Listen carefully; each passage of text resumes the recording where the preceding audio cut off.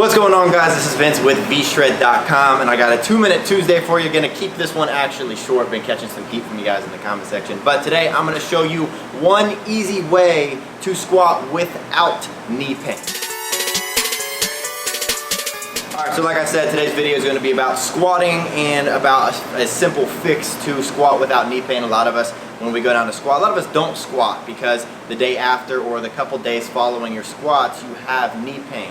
And this comes down to typically an imbalance of muscle contractions when you are going into a squat. We all know that when you're going into a squat, it's compound movement. You go down to a squat and then you squat back up. Now, the things most people don't realize is that squats are primarily supposed to actually work your glutes and your hamstrings. But what ends up happening is people don't have the right form, the right posture, and they don't think of the right things when they're doing squats, so they end up engaging their quads too much, and this comes from and the term for this is actually called reciprocal inhibition, and this basically just means that you are going to be working a muscle on one side of the joint while relaxing the muscle on the other side of the joint. So what happens is people going down into a squat, they put too much weight up on their toes and they let their knees go inwards, and so when they go on their toes and they squat down, they have way too much weight forward. They're using their quad muscles, not using their hamstrings. So a very easy way to just fix this is by driving your knees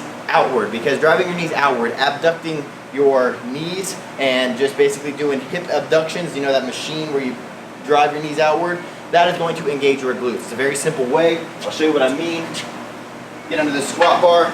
What you see a lot of times is people going into squats, I'll show you from here, and they go down, putting all of their weight on their toes, and you can even see their heels come off the ground a little bit right there. They squat up, and the next day they have knee pain. So instead, what you want to do is, first off, sit back on your heels. You definitely want to make sure that you are sitting down and back on your heels, but the next thing is you want to make sure that you are driving those knees outward as you do this, because as you drive those knees outward, you go down, you're going to feel that a lot more in your glutes right there, and then as you drive your basically feet through the ground and you drive those knees outward, that outward drive is going to make sure that you are engaging your glutes properly to make sure that you are contracting the right muscles and you're not suffering from that the problem where you contract one side of one muscle or the muscles on one side of your legs rather than the others, and you don't only work your quads, because like I said, the knee pain that you're experiencing from your squats is